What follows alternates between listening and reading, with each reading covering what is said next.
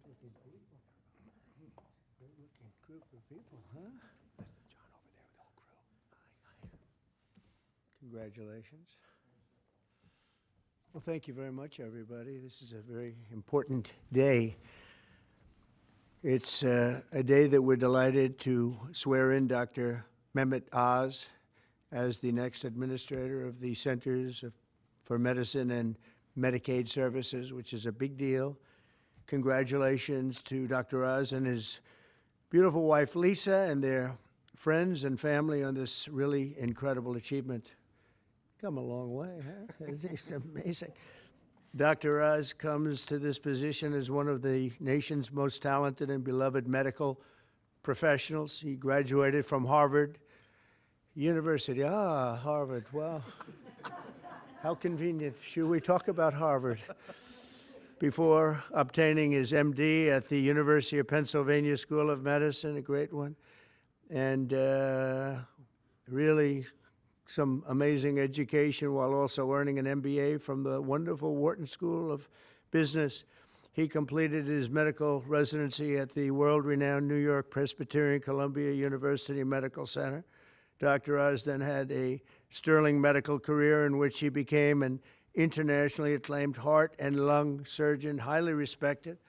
He served as director of the Cardiovascular Institute and Integrative Medicine program at New York Presbyterian, and as a longtime professor at Columbia University's College of Physicians and Surgeons. Boy, oh boy, doctor, I thought he just did a show. I only know the show. You know why I know the show? Because he said, I'm a little overweight, I should lose some weight. I did a show, and that's what I got out of it.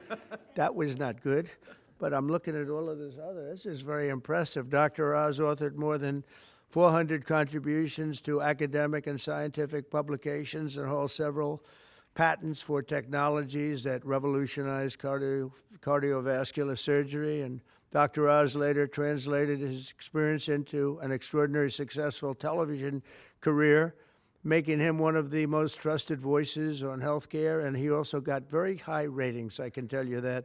He did great with the television thing. As CMS Administrator, Dr. Oz will work tirelessly to strengthen and protect Medicare for our nation's seniors and Medicaid for the needy. Just as I promised, there will be no cuts. We're not going to have any cuts. We're going to have only help. Dr. Oz will work to improve the quality of care for decades to come, and he'll ensure that criminals, fraudsters, and illegal aliens are not permitted to rob America's seniors. They are trying, but they're not going to get away with it. He will also work alongside Secretary of Health and Human Services, Robert F. Kennedy, Jr. I've heard of him. He's a pretty famous guy. He's doing a great job, too, to address the crisis of chronic illness and to make America healthy again. So I want to just thank Dr. Oz, and because this is a big commitment he's making. He has a lot of options, and this is a big, big commitment. And I want to congratulate you and your family on really an amazing life, and I think this is going to be by far the most important part of an already incredible life. So thank you very much. God bless you. My friend, thank you very much. Take care of yourself. Congratulations, it's amazing. Congratulations. Wow, what a job, huh? Are you ready, Bobby? I sure am. Let's do it. You put your hand on the Bible, your left hand, and raise your right hand. And repeat after me. I, Mehmet Oz, do solemnly swear I, Mehmet Oz, do solemnly swear that I will support and defend the Constitution of the United States that I will support and defend the Constitution of the United States against all enemies, foreign and domestic, against all enemies, foreign and domestic, that I will bear true faith and allegiance to the same, that I will bear true faith and allegiance to the same, that I take this obligation freely that I take this obligation freely, without any mental reservation without any mental reservation or purpose of evasion, or purpose of evasion, and that I will well and faithfully and that I will well and faithfully discharge the duties of the office on which I am about to enter. discharge the duties of the office upon I'm about to enter. So help me God. So help me God. God bless you. Congratulations. Thank you, brother.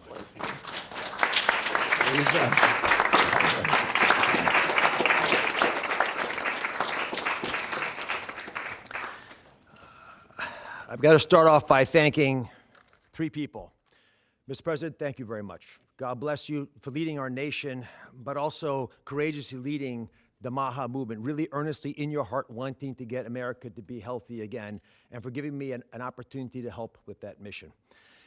Secretary Kennedy has been leading the charge at Health and Human Services. A dear friend, like a brother, has done unbelievably courageous work because he's curious and he's started answering a lot of important questions. And I will treasure for the rest of my days your trust in me to help you with this progress. Thank you.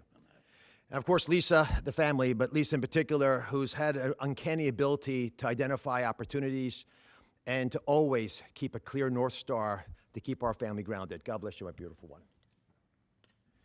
Let me start with a simple premise. Every great society, everyone, has an opportunity to take care of its most vulnerable and treasures that opportunity. And we're great people, so we will do the same.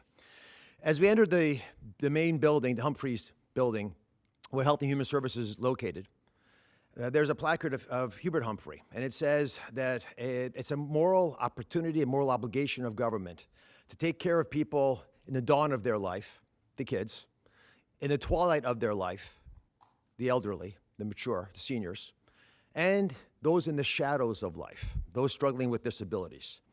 We want to provide America with access to great care. We want to save the public health insurance programs of this country. That's what President Trump asked me to do when he took this position to administer the programs at CMS.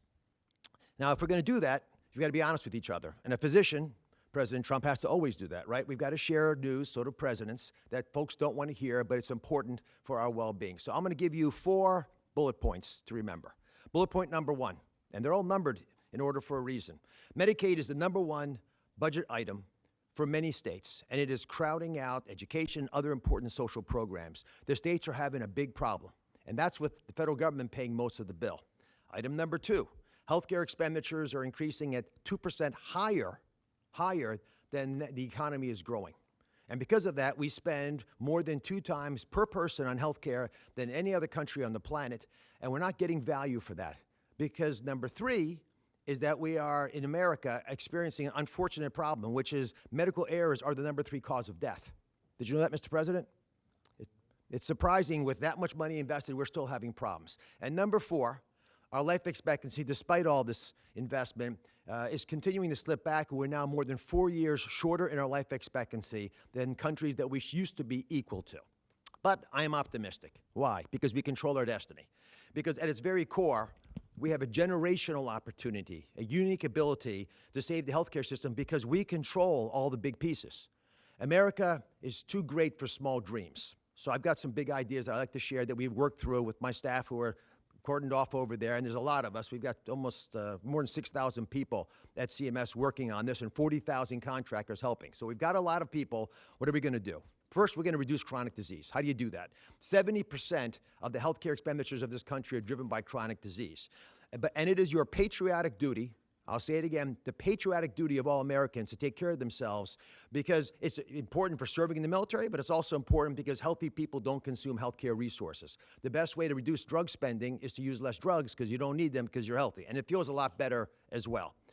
The President and Secretary Kennedy have been pushing the MAHA agenda because it makes it easier for people to do the right thing, especially the mothers of this great land, because they're the ones who really get caught with this responsibility. They're the ones deciding for their kids. They're the ones we want to empower. And curiosity, which is the key word here, truly asking questions you want the answers to, will allow the MAHA movement to thrive. The next big thing we want to focus on is modernizing Medicare and Medicaid. That's how Americans will get the care that they want, need, and deserve. We need to empower patients and providers, both. The doctors and the patients both have to be equipped with better tools. And the President is showing that he actually does love and cherish Medicare with all these executive orders, like the one on transparency, sir, that really helps us by making sure people are equipped with information. So you shine a light in the dark shadows where so much of the problems happen with the healthcare system. And remember, the most expensive care is bad quality care. That's what we want to stamp out. And finally, we want to crush fraud, waste, and abuse. This is stunning to me. And I've got a message for all the bad guys from me, the Secretary, and the President. We are going to stop people from stealing from our most vulnerable, from stealing with the taxpayers of America, or honestly trying to support these programs. And we're going to be able to do it in quite a few ways. We are coming for you. And I'll give you a couple examples. Mr. President, these are ones that you may want to use in some of your future conversations. Almost 250,000 people, American citizens, were fraudulently enrolled without their knowledge in exchange programs by brokers who were unscrupulous, stealing from the U.S. government by pretending these people were on programs they never told them about. Tens of millions of dollars, Mr. President, are being spent on illegal immigrants receiving Medicaid in California, and they're pushing the bill to us. Should we stop that? I think so. That will not continue. We're spending about $1 billion on Medicaid programs for dual state eligible patients, which means you live in one state, but the system thinks you're another state, and maybe a third state, and we're paying all 3 states for services you're not getting because you don't live in 3 states all at once. And finally, and this one really bothers me, there are states who are using Medicaid dollars for people who are vulnerable are being used for non-medical purposes. For example, public labor unions are getting child care through some of this money. That doesn't make sense to me. Housekeeping, I wish I could get that for my home.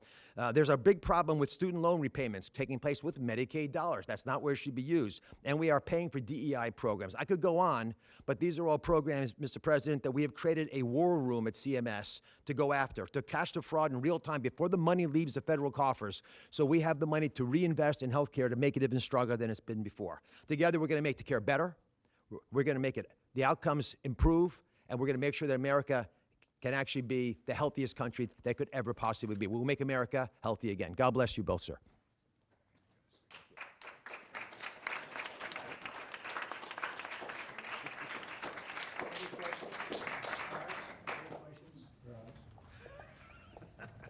Okay. Mr. President, Secretary Rubio said that the U.S. will have to figure out whether a deal can be done between Russia and Ukraine in a matter of days, or you will just move on. Yeah, very shortly. How many days is that? No specific number of days, but quickly. We want to get it done. We're talking about here people dying. We're talking about over there people are dying also, like on average 2,500 young people, soldiers. They're not from America. They're not from anywhere else other than Ukraine and Russia. But we want to save these lives. So it's 2,500 a week are being killed in battle. It's a vicious battle with the best equipment, the best everything, and it is brutal. 2,500 young people a week. Some of them not so young, actually. They're getting older. They're getting older by the month. But 2,500 a week, and we're going to get it stopped ideally. Now, if for some reason one of the two parties makes it very difficult, we're just going to say you're foolish, you're fools, you're horrible people, and we're going to just take a pass. But hopefully we won't have to do that. Now, Marco's right in saying it. We want to see it end. Think of it. Every day, a lot of people are being killed as we talk about, as they play games. So we're not going to take that, and we'll see. I think we have a good chance of solving the problem, however. Yeah. Go ahead. Are you prepared to walk away completely from these efforts and these talks? Well, I don't want to say that, but we want to see it end. We want to see it end, yeah. Is Vladimir Putin stalling, in your view, Mr. President? I hope not. We're going to let you know about that soon if he is, but I hope not. He's got a big force out there, big force. It's a war that should have never happened. It would have never happened if I was president. That's a war, and it didn't happen for 4 years. That's a war that should have never happened. October 7th, Israel would have never happened. Iran was broke, and now we'll see what happens with Iran. We have a lot of them out there. We have a lot of things that we're working on right now that shouldn't have happened, none of it. Ukraine would have never happened with Russia. October 7th would have never happened, so you wouldn't have had all the problems in the Middle East. The Afghanistan embarrassment, probably the most embarrassing day in the history of our country, would have never happened. Inflation would have never happened. By the way, prices are down. Groceries are down. Eggs, which you hit me so hard, I'll never forget the first week in office, they were screaming at me about eggs. I said, what's going on with eggs? They were doubling and tripling. I said, I just got here. They were up like double, triple, and you couldn't get any. They said, you won't have eggs for Easter. Well, you can have all the eggs you want. I'll tell you, Brooke Rollins, Secretary of Agriculture, did a great job. And the egg prices are down 87%. But nobody talks about that. You can have all the eggs you want. We have too many eggs. In fact, if anything, the prices are getting too low. So I just want to let you know, prices are down. Gasoline yesterday in 3 states hit $1.98 a gallon, and it looks like it's at a level that it hasn't seen since my days, my 4 years. So it's about I'd say maybe, I think we're going to be averaging $2.25 very soon. So I just want to let you know, though, because I keep hearing about prices and inflation. Prices are coming down, not going up. Only the fake news says they're going up. The only thing that's even are interest rates. And if we had a Fed chairman that understood what he was doing, interest rates would be coming down too. He should bring them down. Yeah, please. Mr. President, what do you need to see from both sides in order to keep negotiations going? What do you want to see from Russia and Ukraine? I have to see, my whole life has been one big negotiation, and I know when people are playing us, and I know when they're not, and I have to see an enthusiasm to want to end it. And I think I see that enthusiasm. I think I see it from both sides. Do you think Russia's But you're going to playing- know soon. Do you think Russia's playing you? No, nobody's playing me. I'm trying to help. You know, this was Biden's war. By the way, by me getting involved, you know, they'll say, oh, Trump. This is not Trump's war. This is Biden. This is a war that should have never happened. Okay? Think of it.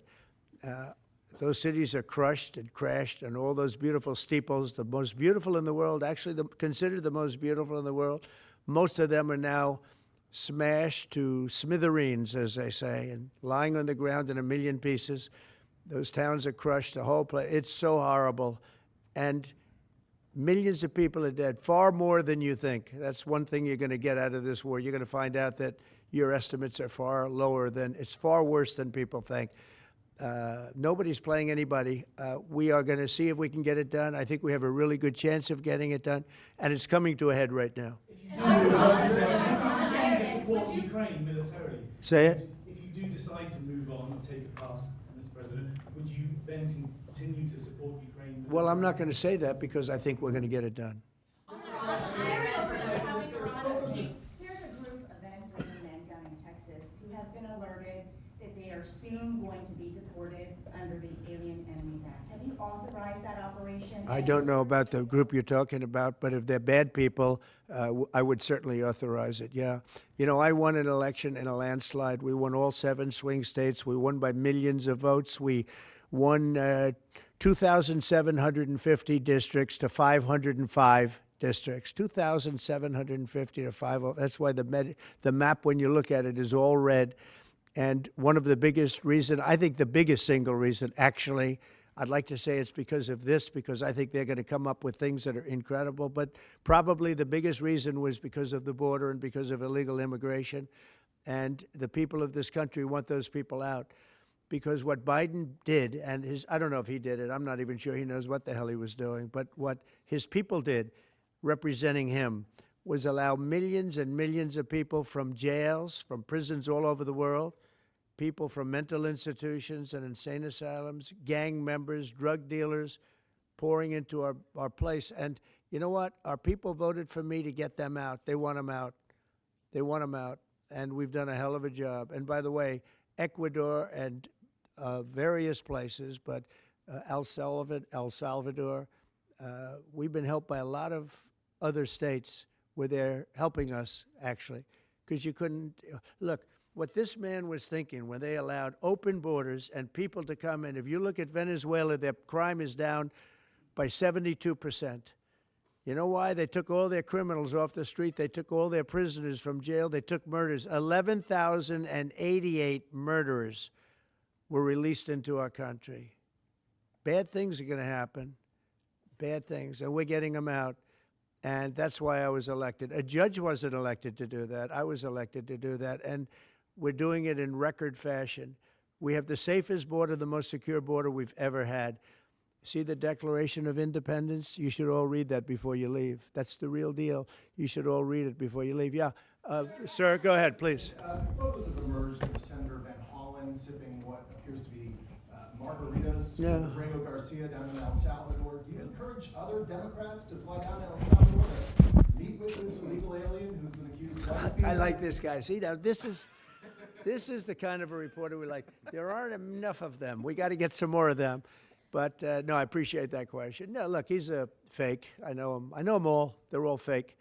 And they have no interest in that prisoner. That prisoner's record is unbelievably bad. If you would go into the room, you might, if you would, Caroline, maybe go into the room and see if you can find that little slip. I wrote some things down. I don't know why you'd want to keep him, but we got a little biography of him. Not a very innocent guy. Yeah, please. Mr. President, in the spirit of Easter Sunday. While we're on the subject, right? So you're talking about Abrego Garcia. Is that the one? Yeah. Is an illegal alien MS-13 gang member and foreign terrorist. This comes out of the State Department and very legitimate sources. I mean, I assume I'm just giving you what they handed to me, but this was supposed to be certified stuff. In 2019, Garcia was issued a deportation order. 2 separate judges affirmed Garcia was a member of MS-13, which is a gang that may be even worse than Tren de Aragua, and maybe worse. They kill people with knives because it's more painful. Very famous for the knifing and killing of 2 young 16-year-old girls walking to school one day, and they sliced them up into little pieces and killed them. That's MS-13.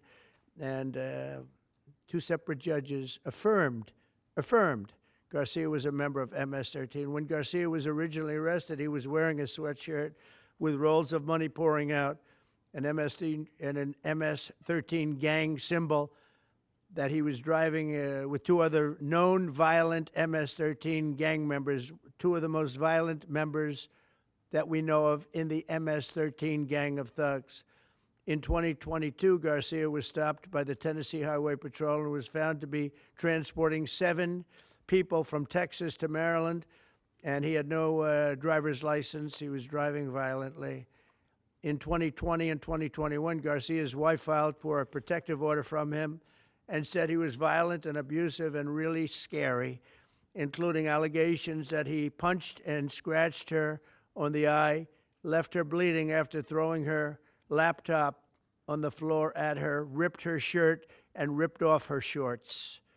He then grabbed her arm, leaving very severe marks. Garcia's wife also wrote in court, "At this point, I am afraid to be close to him. I just don't want to be close. I have multiple photos and videos, how violent he can be, and all of the bruises that he's left on me." She just couldn't get anywhere near him. This is the man that the Democrats are wanting us to fly back from El Salvador to be a happily ensconced member of the USA family. Isn't it a shame? And by the way, I've been hit pretty hard by fake shows, fake news, MSDNC in particular, where they talk about how evil I am, that this man would be thrown out of our country. This man is according to certified statements that we get, is a very violent person. And they want this man to be brought back into our country where he can be free and to stay as a happily Maryland, they call him the Maryland man. He's a Maryland father. No, this is a violent person. Who they don't talk about is that wonderful angel mom who lost her daughter, who had 5 beautiful children, and she was killed violently. And, she spoke, and she spoke unbelievably. I saw it. And the fake news didn't pick it up. She spoke. She was in tears. She's devastated. Her life is, essentially, she's told me her life is like over. But there was I think no stories. Isn't that true? No stories. 0 stories. It was the most emotional thing. Everybody that watched it, they couldn't believe it. The fake news refused to put it up. So it's very sad. And yet they talk about this guy like he's an angel. See the angel up there? They think he's like that, like a little angel. Would you be open It has no impact the way she did it. Look at her. No impact. It's just unbalanced. Would you do the? Go ahead. What I would do. On Iran, would you be open to letting See Iran that? keep some kind of civil nuclear program? No Or would impact the entire whatsoever. program need to be dismantled? I'm for stopping Iran, very simply, from having a nuclear weapon. They can't have a nuclear weapon. I want Iran to be great and prosperous and terrific. I stopped them once they were broke and they didn't have any money for Hamas. They didn't have any money for Hezbollah. There wouldn't have been an October 7th disaster. They were broke. They had no money, and they weren't spending it to terrorist organizations because they had none. When Biden came in, he took all the sanctions off. China wasn't allowed to buy. I said, if you buy, because they're their biggest customer, I said, you buy 1 barrel of oil, just 1 barrel of oil from Iran, and you can't do business in the United States. And by the way, we have nice conversations going with China just to intercede, you know. It's like really very good. But with Iran, they can't have a nuclear weapon. And if they have a nuclear weapon, you'll all be very unhappy. You'll all be very unhappy because your life will be in great danger. Yeah. Yeah. Oh. Press out, press out.